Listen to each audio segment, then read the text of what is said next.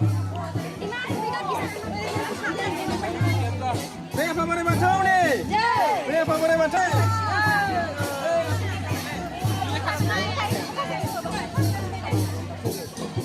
Bro, jom godan nak. Harus siung tak boleh benda.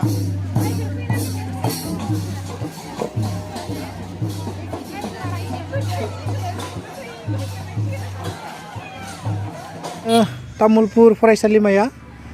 दिनै cultural rally लादों आरो बे रेलिखौ जोङो 38थि जि कलेज उइक फेस्टिभेल बे कलेज उइक फेस्टिभेलनि जोबथा हाबाफारि हिसाबै जों हारिमुवारि हानजा सुरनाय बादायलायनाय लादों आरो बेवहाय जोङो तामुलपुर फरायसालिमायाव थानाय गासै बिफानफोरनि गेजेराव बादायलायनाय होदों आरो बे बादायलायनायाव गासै जोंनिया मोन 10 डिपार्टमेन्ट दङ आरो बे मोन 10 डिपार्टमेन्टआबो बाहागो लादों आरो बेखौ जोङो तामुलपुर फरायसालिमा मेन गेटनिफ्राय जागायनानै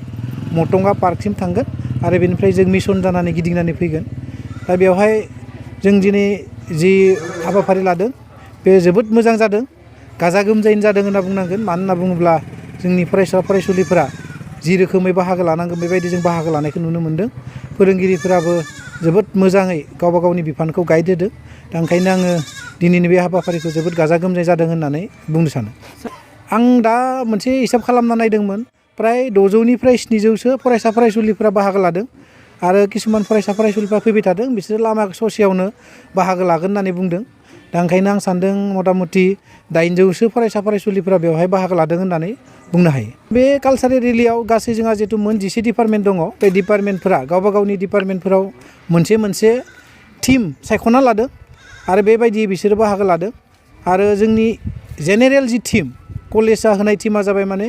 इउनिटि इन डाइभारसिटि आरो बेनि सायावनो साब टपिक हिसाबै गावबा गावनि डिपार्टमेन्टफोरा मोनफा टपिक बासिना लादों आरो बेयाव जोङो बादायलायनाय होदों जिहेतु जोंहा नायबिजिरसंनायनि थाखाय तामुलपुर डिग्री कलेजनि बर' बिफाननि फोरोंगिरि प्रनिता ब्रह्म आरो असमिया बिफाननि फोरोंगिरि अनामिका दास बायदि बिथांमोनखौ जों लिंनानै लाबोदों दा बिथांमोना